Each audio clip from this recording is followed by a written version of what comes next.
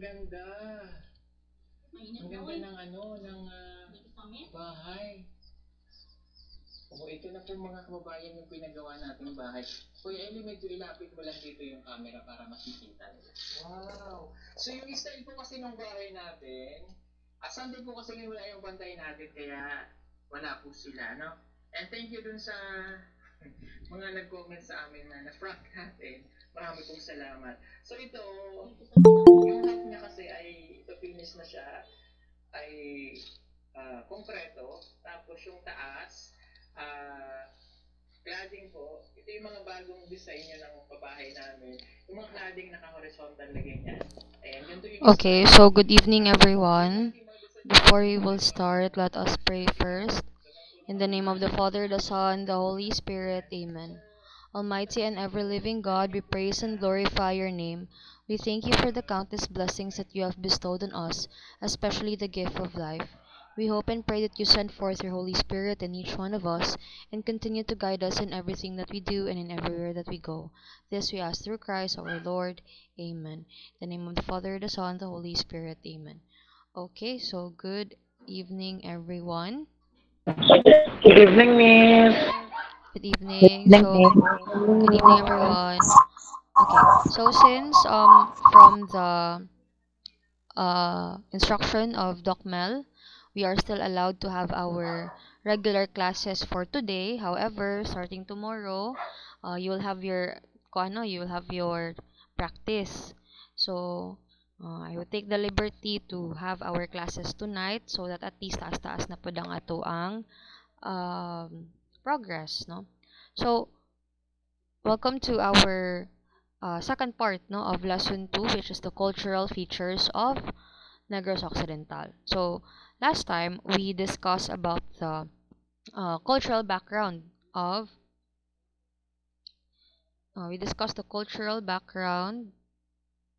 wait lang for a while, ha. Okay, mo leave lang ko sa kong other device kay naghang. Wait lang for a while. Okay, so last time we discussed about the history, no, and cultural background of Sagay. So for tonight, we are going to discuss the cultural background of Negros Occidental.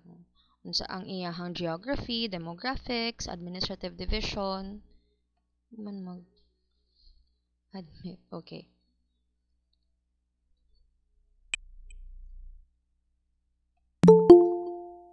Ay, bakit karon pa siya nag...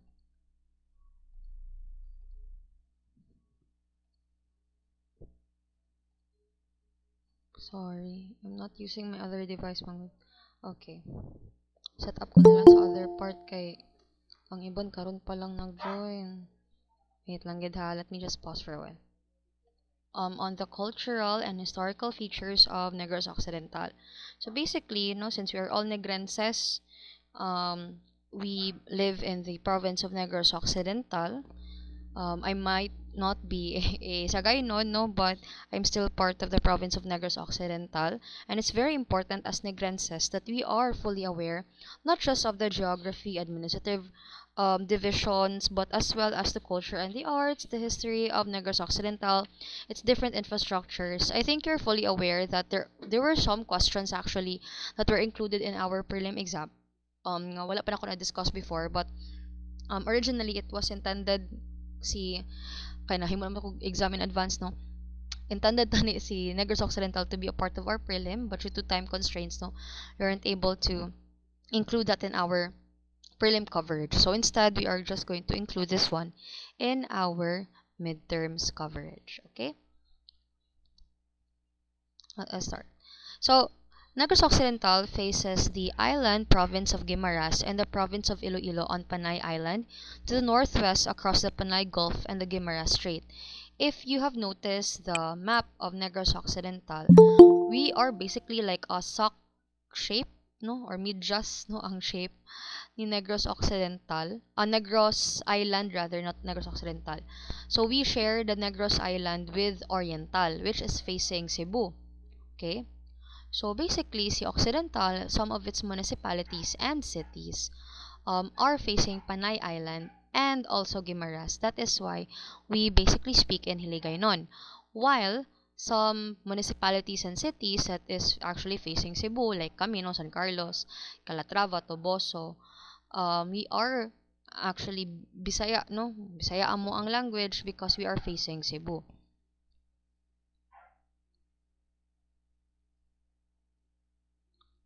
Okay, lang.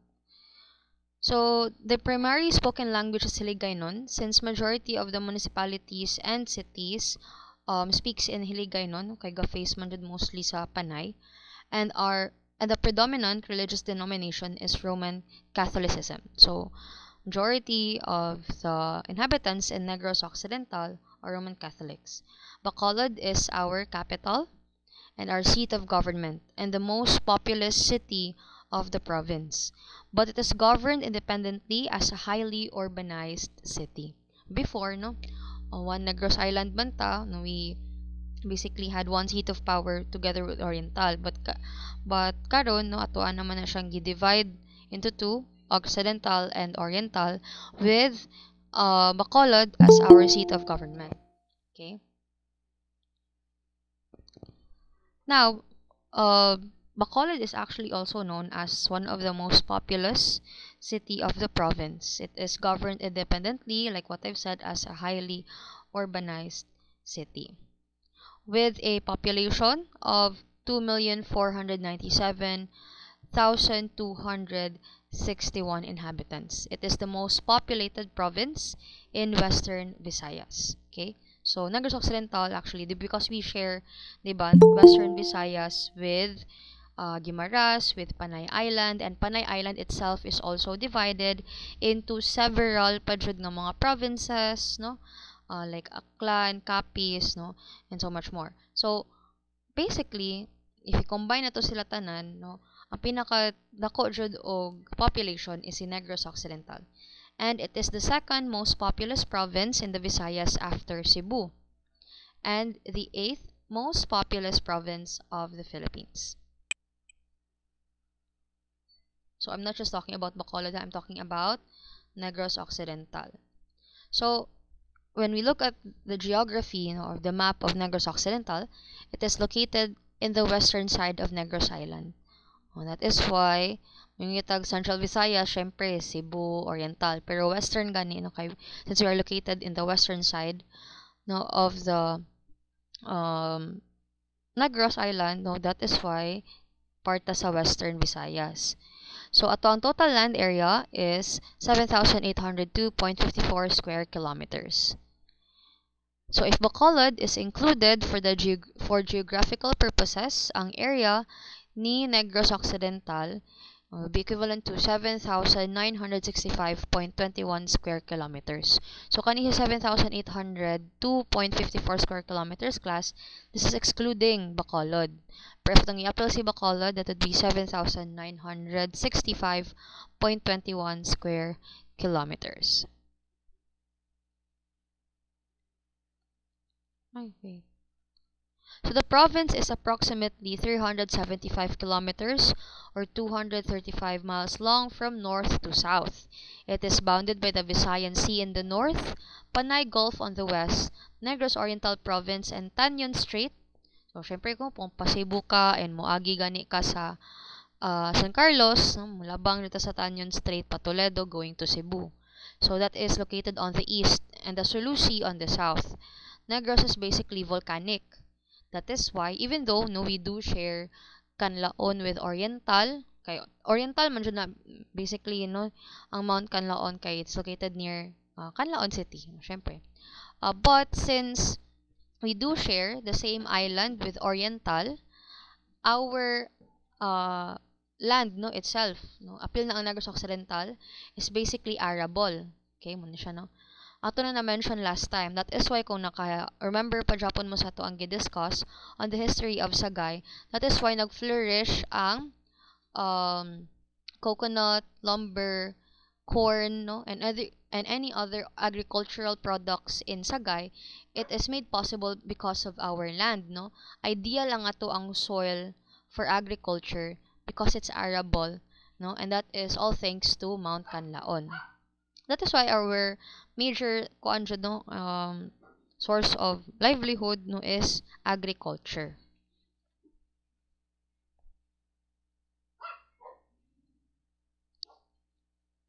Okay. So let's now proceed to the administrative divisions. Under the administrative divisions, this is where we are introduced to different municipalities and cities, and also the different barangays that comprises Negros Occidental. So we have 19 municipalities and 13 cities, and then if you divide that, that will be 662 barangays in Negros Occidental. It has the most, so Negros Occidental has the most chartered cities among all the provinces in the Philippines. Yung chartered cities, daghang na convert from municipality to city. Okay? Although Bacolod serves as its capital, it is governed independently from the province as a highly urbanized city, just like what we've mentioned before. Let's proceed to the demographics. So, although, di man nga naka-updated akong demographics here, but it says a lot about our population as a province. So, the population of Negros Occidental in 2015 census, so 2015 pa lang niya, how much more na karon nga 2024 na ta. Okay, so was 2,497,261 people with a density of 320 inhabitants per square kilometer. So when you talk about per square kilometer, kada square kilometer 320 katawo, ang naa, okay? And 830 inhabitants ang maigo per square mile.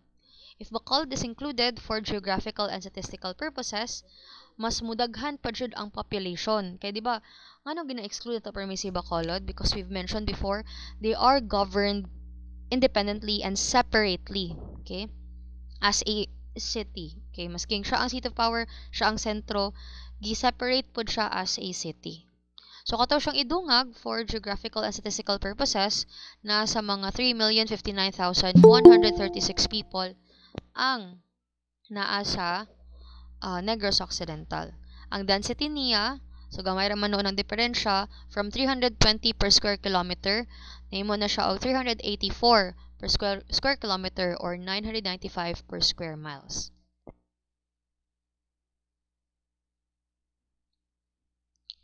Let's now proceed to our name. We are called Negrenses. Sometimes, as residents of Negros, we are often called Negrosanons. But, ang ato adjong naandan is Negrenses. And many are either pure mixed Austronesian heritage with foreign ancestry.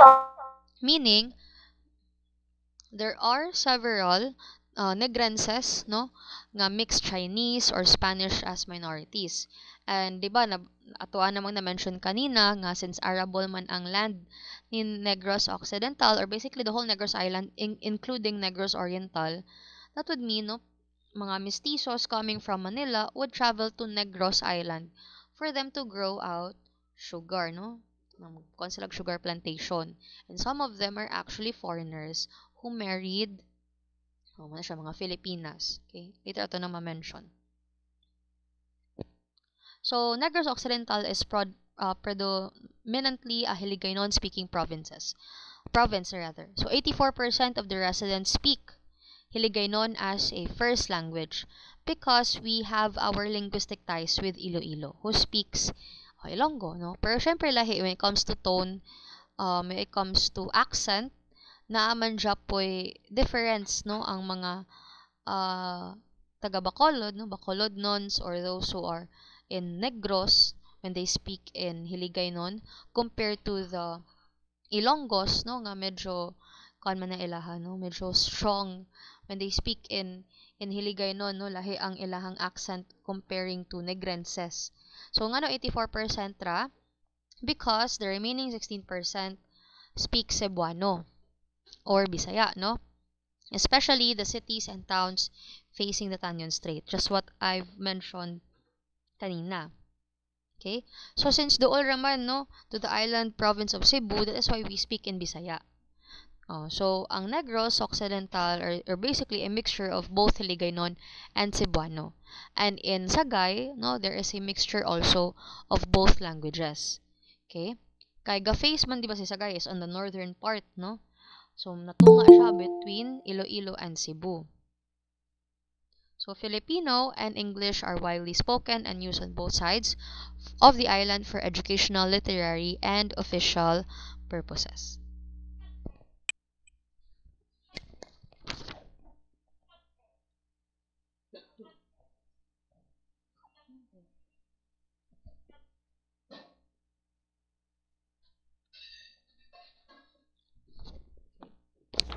So let us continue. So Negros Occidental, no, is the second most populous province.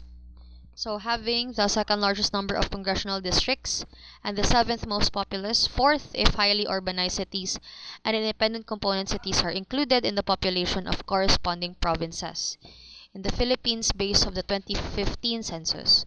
So this is not recent data ha. Pero as of 2010, ang registered voters are 1,478,000. Pero kung ang total na taon sa 2015, no, mabot og at least 3 million. We do not know if pila na jud na siya karon, no, or subong, kay knowing that ga-increase man atong population over time. Not only that daghan pa atong population, as Negrenses, daghan pod ang usually mo migrate, no, or mobalhin sa Occidental due to job, no, work purposes, looking for greener pastures, better opportunities. So mo nang ga-increase ang ato ang population.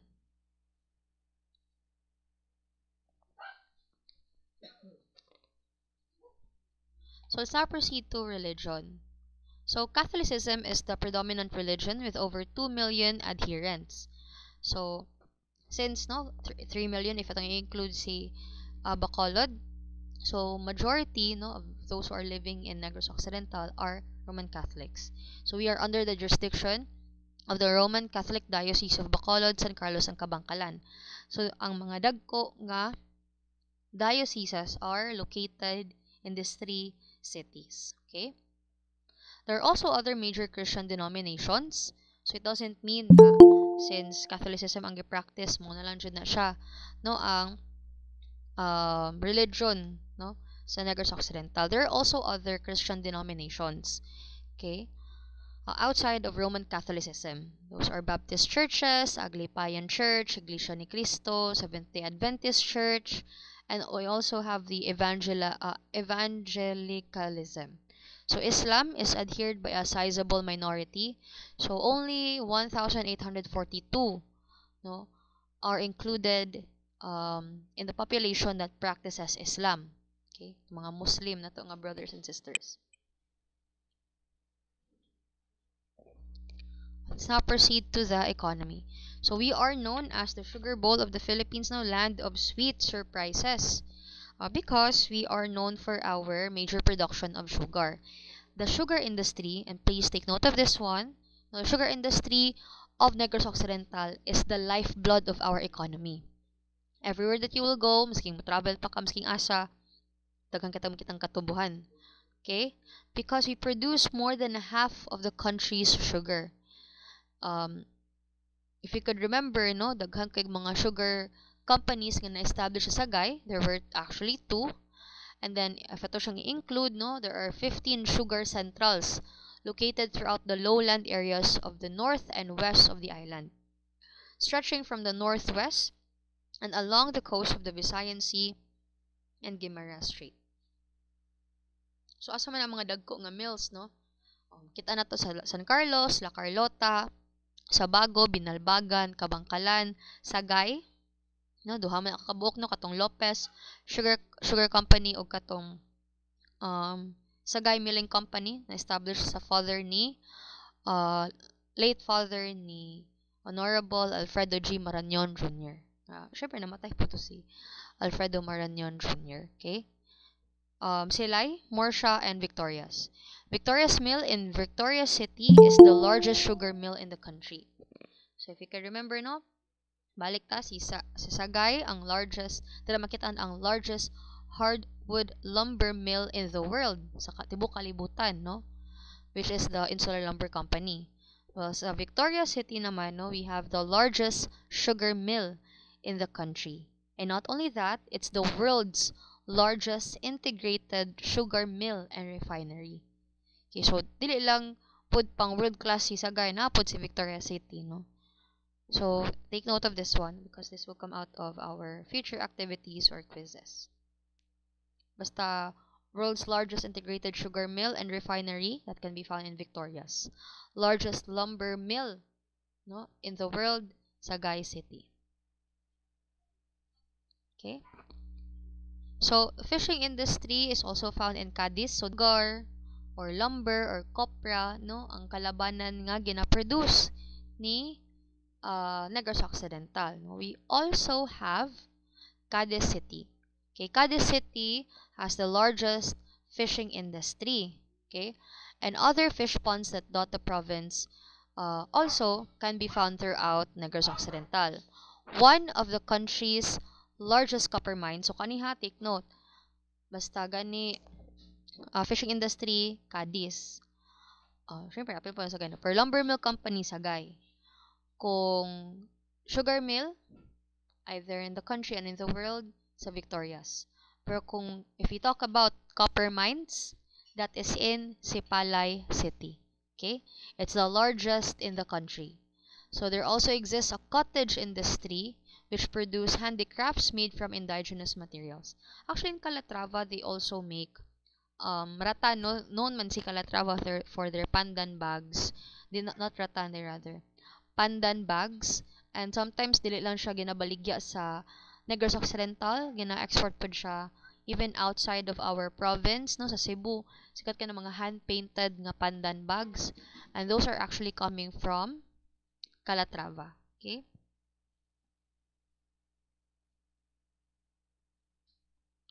So, the province is actually rich in mineral deposits. Because, again, no, dira man malocate sa Atua. So, asa gani, sa Sipalay City, ang largest copper mines. So, minerals that abound in the province are primary copper with estimated reserve of 591 million metric tons and gold ore with an estimated reserve of 25 million tons. Silver and molybdenum deposits are also abundant. So, not only that we are abundant in the fishing and agriculture industry, when it comes to minerals, no, mining, we are also very rich in those natural resources. Knowing that again, we owe it to our arable lands, arable soil because of Mount Canlaon. So, there are actually non-metallic minerals that can also be found which is suitable for agricultural and industrial uses. Katong mga metallic, no, ang ira to siya sa other things, no, but ang mga non-metallic, those are actually used for agriculture. So, notwithstanding its great potential, the mining industry in Negros Occidental has remained virtually dormant since the biggest copper mine in Sipalay suspended its operation in the year 2000. So, when you talk about being dormant, dili na siya active. No, just like what happened to the lumber company in Sagay, nga na-transfer siya to Hinubaan kay tungod na hurot na ang mga large mahogany trees. So, si Sipalay, no, due to a lot of reasons, not only that it's not safe, it's not also good for the environment, so they had to actually stop their operations. Okay? Ang biggest mine, they had to close it way back in 2000. Okay?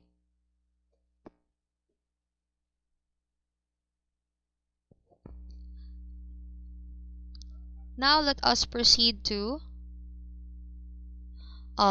it's commerce and finance. Okay? So, dili man lang ko an class, no? When it comes to the economy, no, of Negros Occidental, dili lang ta again mag-rely lang on agriculture, fish industry, on mining industry. So, pag-abot pod sa BPO, no, companies, dira pod na nga nag-flourish ang Negros Occidental. Okay? So, we are also, no, one of the largest business processing outsourcing hub, no, of the Negros Island region of the Philippines. So, BPO. BPO is mga call centers. So, Bacolod has an estimated 35,000 workforce in the IT BPO industry, working in 20 major companies. So, among the notable BPO companies operating in the city kay ang Convergys, Teleperformance, TTEC, Focus Direct International Incorporated, Panasiatic Solutions, Ubiquity Global Services, Transcom Asia, and Icor. So as of 2019, Negros Occidental has a total of 13 operating PEZA-registered IT parks and centers. And not only that, no, some of their BPO companies actually kay amat-amat naman po sila establish sa other cities in Negros Occidental, no? Like for example, here in San Carlos City, no, naman may Concentrix, Empire One, okay? Alam po na sila no location dito sa, alam po sila ikon dito sa Bacolod, no? Pinapod sila yung office dito, and then nag-expand po sila sa other cities and municipalities near Bacolod.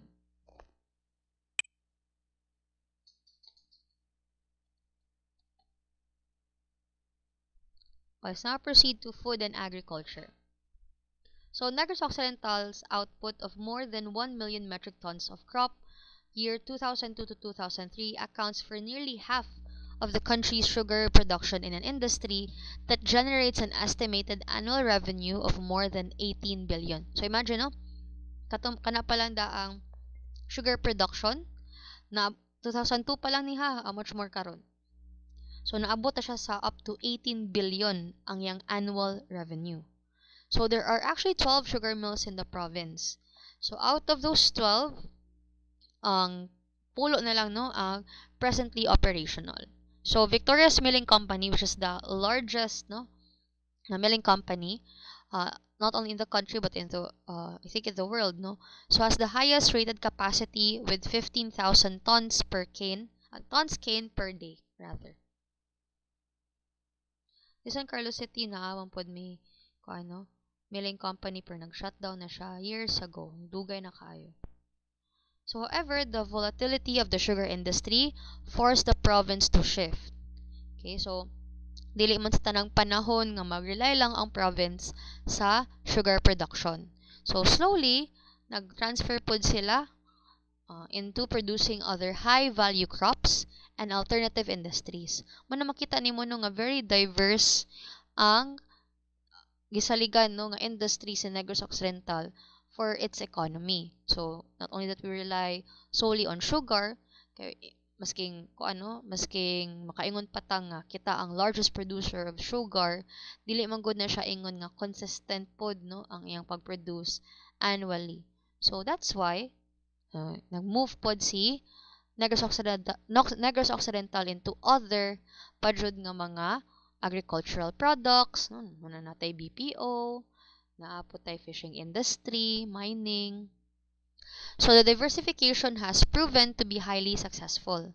So production of rice, the basic commodity for food security, has been increasing. And atong pag 2003, annual output of 437,000 metric tons of palay was 33% better than 2 years ago. So, because we produce palay other than sugar, nag-rise ang sufficiency level from 65 to more than 84%. Unsa man ang sufficiency level, we're able to actually produce our own palay and di ta kinahanglan nga mo import pa sa uban nga lugar. So the improvement could be attributed to the introduction and promotion of hybrid rice, which increased rice yields to 3.8 metric tons per hectare. Because of the success of the program, area planted to hybrid rice has increased nearly 5-fold. The highest hybrid yield was recorded at 10.3 tons per hectare. So corn also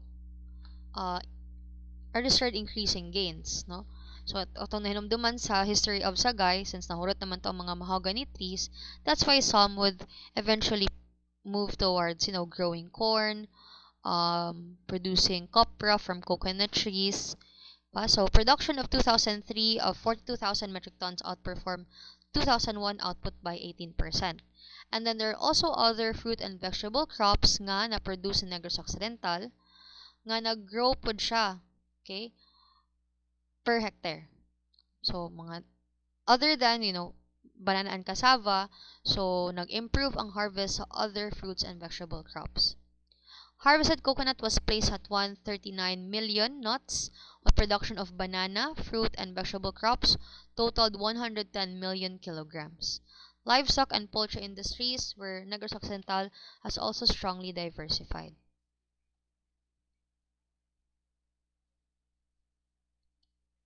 So since we are also successful in making sure nga dili mag-spread ang foot and mouth disease and bird flu, so we were able to produce also a lot of livestock and poultry way back in 2003 with 49,000 metric tons, exceeded estimated local demand by 18%.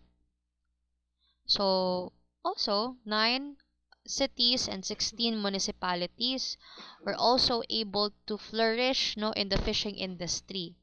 Most especially those municipalities and cities nga na locate near the coastline.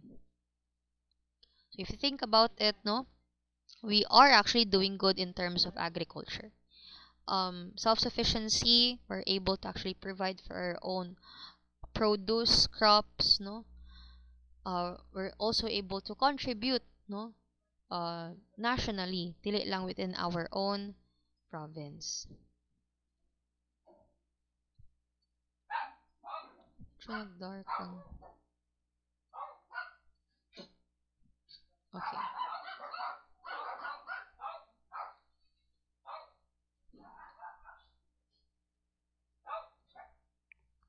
So let's now proceed to culture and the arts.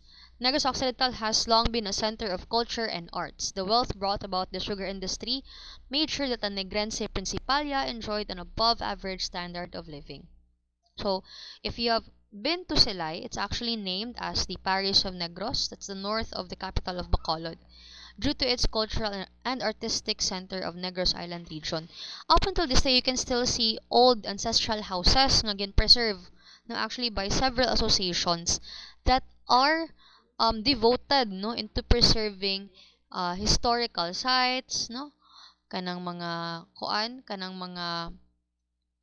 karaan nga ancestral homes that are bought from rich families and gi-preserve sa mga associations for culture. So pila ka book heritage houses ang ilahang na preserve? At least 30, okay, declared by the National Historical Institute, most notable of which is the Balay Negrense. Okay, if you haven't been to Balay Negrense, it's very beautiful, but I think I saw some of the freshman students nga nag-tour, I think last sem, nga nakaagto na sa Balay Negrense. Apil na po dira ang the ruins, pero lahi ra jud tong mga old ancestral houses jud nga naa sa Silay. Okay? So it is the hometown of the national artist of the Philippines for architecture, Leandro Locsin, and the international mezzo-soprano Conchita Gaston.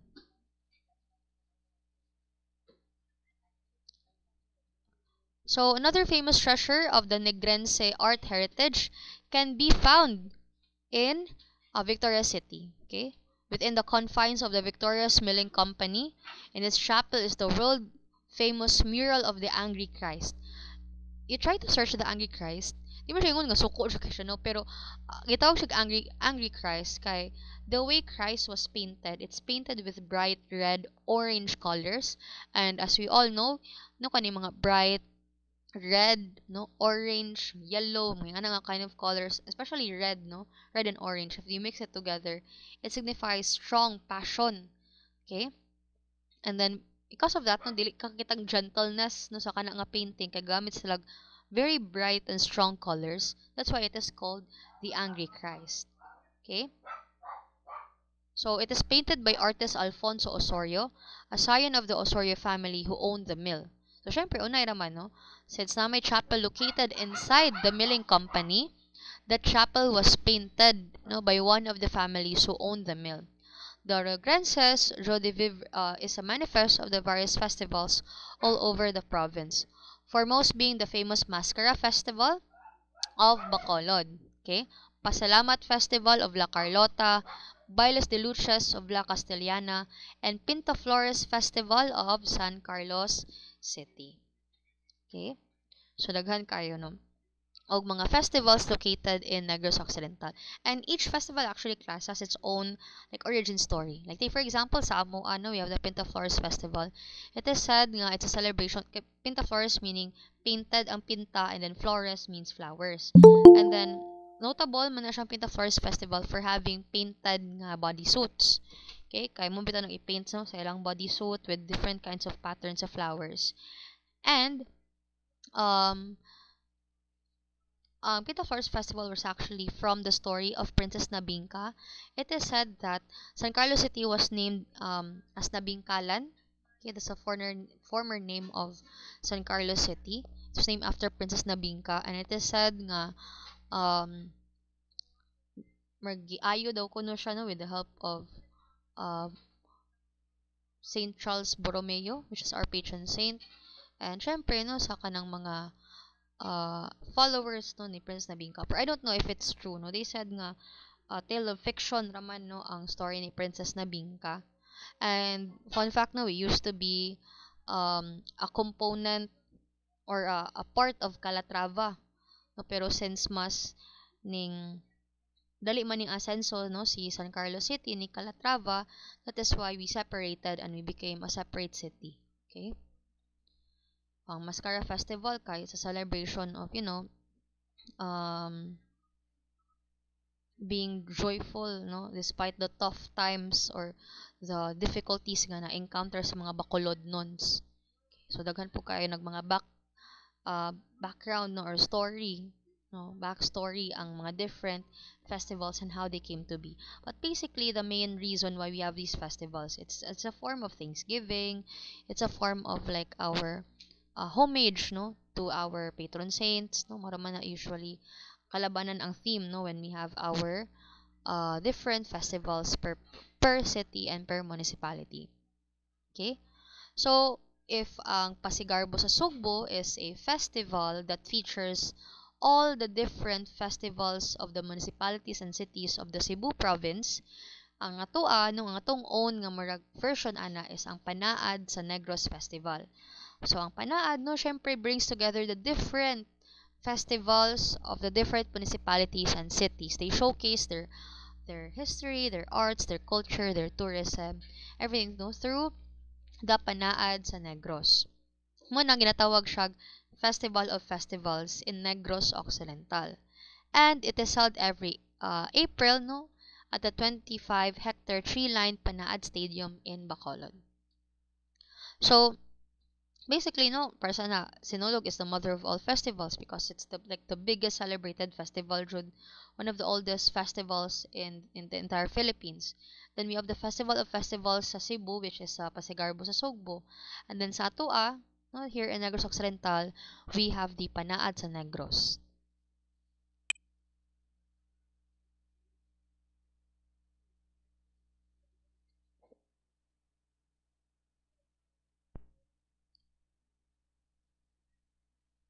Okay.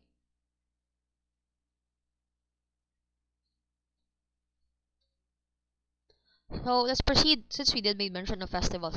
So the Panaad sa Negros Festival, also called simply as the Panaad Festival and sometimes spelled as Panaad, separated ang word nga Pana and Ad, is a festival held annually during the month of April in Bacolod, the capital of Negros Occidental and also the seat of government in the province.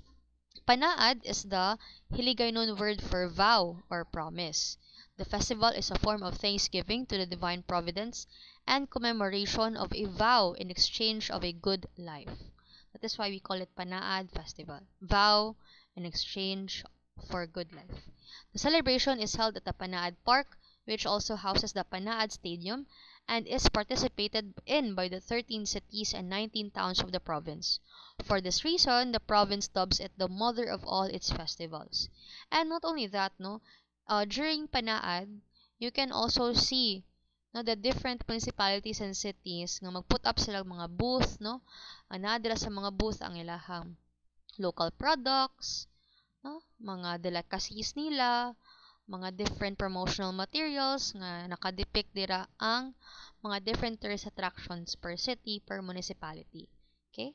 So it's actually a perfect time, no, for different municipalities and cities to showcase, no, their own tourism industry.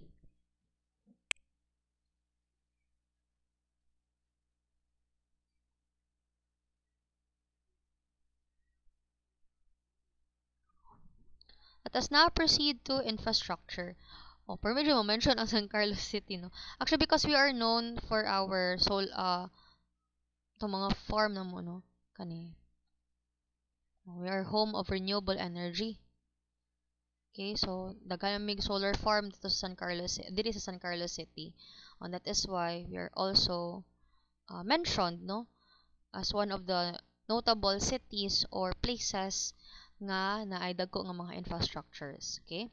For its capital, Bacolod, Negros Occidental is only 50 minutes from Manila and 30 minutes from Cebu by air. By sea, it is an 18-hour cruise from Manila and an hour by fast ferries from Iloilo. It is also accessible by sea and land trip from Cebu via Escalante City, San Carlos City, and Dumaguete City and Negros Oriental. From Cebu, usually kuha naman an hour and a half or almost 2 hours abot ka sa Dumaguete. Pero kung magpa-Dumaguete pug ka padulong og Bacolod, no, medyo layo, no, kay from San Carlos City palandaan mag 5 hours man ang Dumaguete City. Okay? And then from San Carlos to Bacolod na mudagan nag at least 2 to 3 hours. So travel from Bacolod to Dumaguete is only 5 to 6 hours by land. 7 airline companies including Philippine Airlines, Cebu Pacific, and Air Philippines serve the province. There's also a 4 inter-island shipping lines call on 9 seaports of Negros Occidental. So basically, if you want to go to Iloilo or Cebu, you can actually access, no, different ports, no, napoy airlines. You can also access it through land. So daghan po kayo siya og agian, no. Escalante mo ragkuan. Ka-try ko before kaning agi ko dira, no. Gikan kag Cebu, madagan ko nag 2 hours ang Cebu City to Tabalan. Tabalan to Escalante would run siguro nasa 2 to 3 hours kay hinay mo kay na ilahang roro mo na ilang ko ano ilang boat. And then from Escalante to Bacolod, I actually do not know, no, kay actually Escalante to San Carlos raman ako ang dagag almost 2 hours, no, 2 to 3 hours po.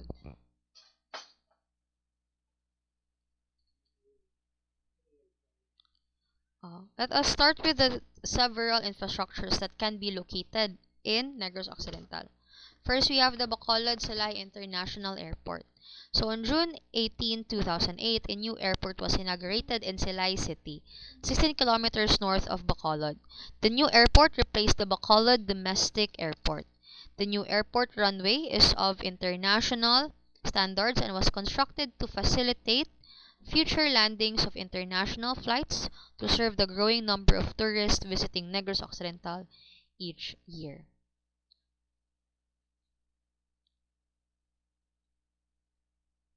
Next, we have the Kabangkalan City Domestic Airport. So, a new airport designed to serve the general area of Kabangkalan City is the Kabangkalan City Domestic Airport. So, the airport would be the second airport in Negros Occidental after the Bacolod Salay International Airport and would be the third airport on Negros Island region. It is located 4 kilometers northeast of Kabangkalan City and on a 100-hectare site in Barangay Hilamonan. Completion of the airport is still ongoing. So, dili dyan exactly ang Kabangkalan City Domestic Airport. Nangitar ko laing pictures no, at least to add visuals. But it's still ongoing. You have the Sipalay Airport. So, on August 3, 2017, Air Juan started to open flights to Sipalay City from Cebu and Iloilo. Okay, so domestic lang, no, domestic flights. And then, scheduled ni sila class, no, dili man jud all the time. Na ay naka-scheduled nga flights, no, to Cebu and Iloilo. So, for example, flights from Cebu to Sipalay will be every Wednesday, while Sipalay to Cebu will be on Sundays. Iloilo to Sipalay on Mondays and return on Thursdays. So, dili siya exactly like other big airports class nga. There are several available nga schedules. So, sa ilaha, no, lain-lain ang destination per day. So, si Palay Mayor Oscar C. Montanilla Jr. had been looking forward to having an airline company operate in the city to boost tourism. And it's actually a very good strategy because if you have an airport no located nearby, that would provide opportunities no for tourists to actually access your city at the same time no makabisita jud sila kay duol ra man kaayo no. Unlike nga kuan, for example, ang nearby airport rise narabi sa Bacolod nya, syempre di na kaginahan mo mulaag pa sa like in San Carlos City or sa Sagay no narjo ka dira magtugtog sa Bacolod kung limited ra imong time and budget kay given nga layo man kay siya. Pero if there are like for example like sa Sipalay no na ay nearby nga airport, so it would be easier to travel to also to other municipalities nearby Sipalay, nearby cities nearby Sipalay pod because na sila existing nga domestic airport. Okay? So, Negros Occidental Governor Alfredo G. Marañon has committed to support the planned concreting of the runway. So, the small airport with a 1,400-meter runway is located in a 10-hectare property that is owned by the local government.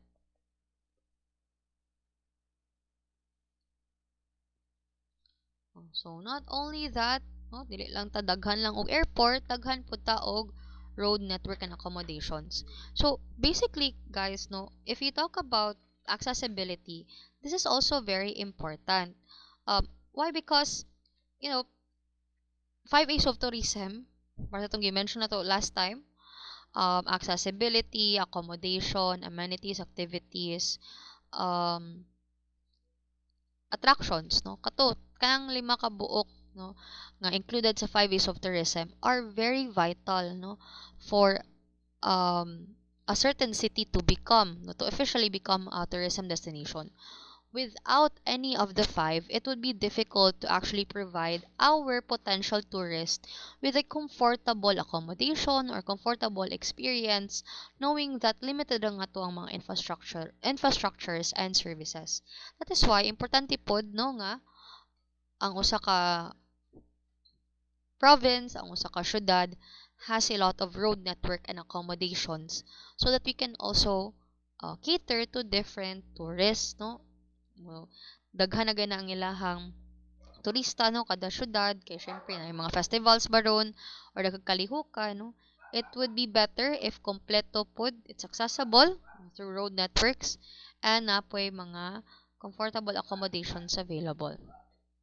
All cities and municipalities are linked by an extensive road bridge network stretching more than 1,500 kilometers, crisscrossing the province with 7 alternative scenic routes to the nearby province of Negros Oriental. Within the province, travel is also easy. Okay, kita mo na tanong nga daghan tag mga pier, no? At the same time na although few man lang ato ang airports in Occidental, per at least they're also available nga mga airports. Not only that, daghan po kay tag mga roads, no? Which is comfortable, even enjoyable with air conditioned and non-aircon buses or metered taxis. Car rental services are also available in our province. However, the most popular jud no nga walang kakupas-kupas are the jeepneys. We also have e-jeepneys no nga very popular na karon, and then syempre medyo mahal po na plitin no kay given nga yung setup is far more comfortable than the regular jeepney. But for other smaller cities and municipalities nga dili jud nga naka highly populated, traditional jeepney ra man na to Even here in San Carlos City, we don't have jeepneys actually, but we have tricycles, no?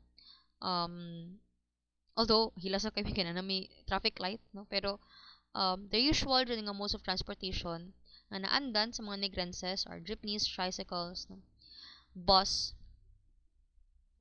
So, for accommodations, we have several accommodations. I don't know if I still have it here. I'd like to share it with you.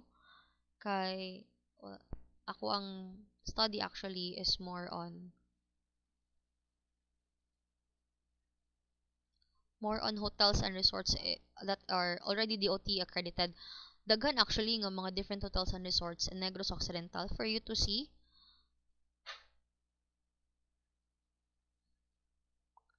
And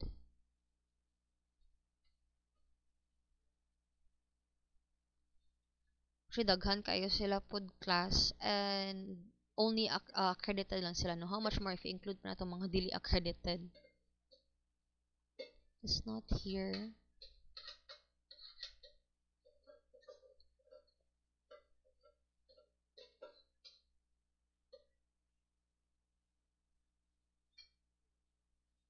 Okay. Ano siya?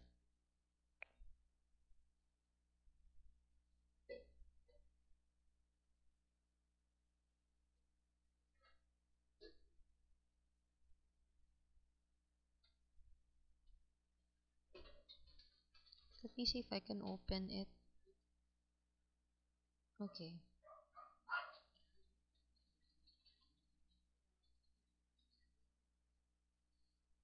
Actually, loading pa rin siya. Can get for a while. Okay. So, makita ninyo class, ka-yellow siya, no? Very bright. Mo lang ni siya actually, these are just located in Negros Occidental. Wala na ilabot si Boracay. I got this from the provincial office. Provincial Tourism Office.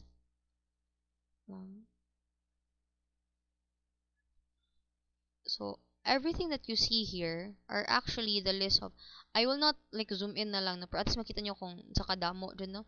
These are all the listed accommodations, resorts, tourism infrastructure, not infrastructures, tourism facilities rather, that are located in Negros Occidental, and all of them are actually accredited. So, as you can see, daghan rin kayo, no? Damo rin siya because it is necessary for us to actually become a premier tourism destination. We need to have ample accommodation to make sure that we can cater to our tourists, most especially if daghan ang mo travel to our province.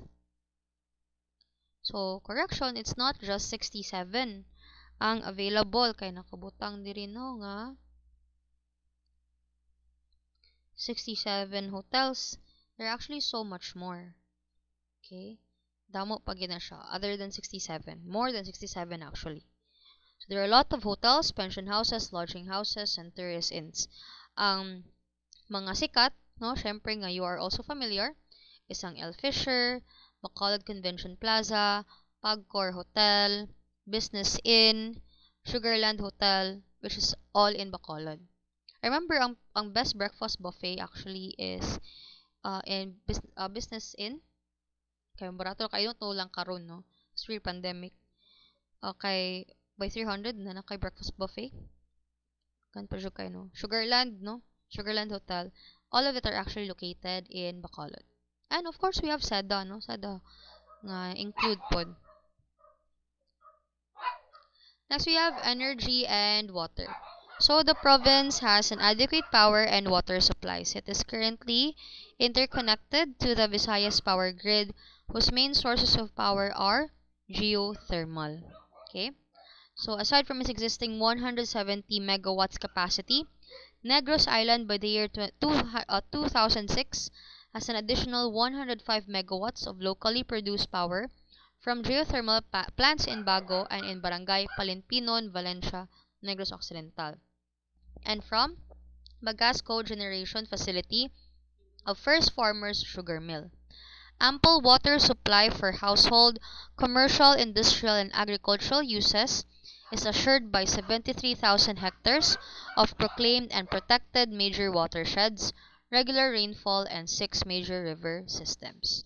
So, geothermal and syempre, out of river systems patagakuha sa tuang energy. So, San Carlos City also plays a huge part in providing power. Okay? So, we have a very huge part no, among city has played, not just going, no, played a big role in renewable energy. Okay?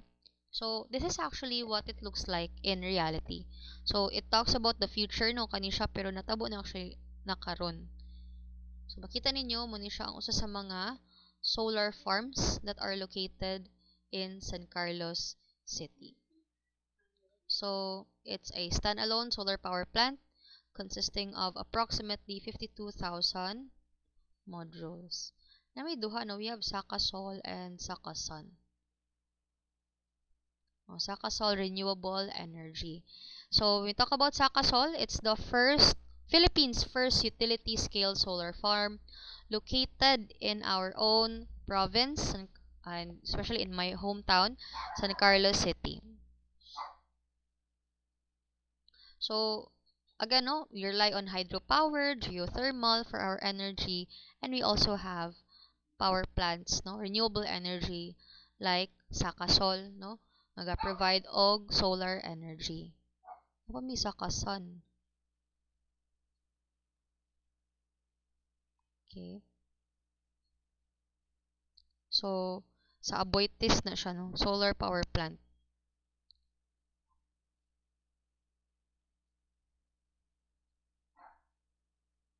Okay, we are going to continue next meeting with regards to communications, banking, finance, accessibility, different landmarks that can be located in Negros Occidental. Probably next meeting, kay medyo taas-taas pa dyan, no? I think 40 plus slides na ni siya. And we are still, wait lang, we are still halfway, we're still halfway through. Tunga-tunga pa lang ta. So, we are just going to end here. Most probably, after lang sa abilidaran ta mag-meet. O, syempre, kaya once a week naman siya ta mag-meet, no? Maybe after lang sa abilidaran ta mag-meet for the continuation of our discussion tonight. Okay? Let me stop share.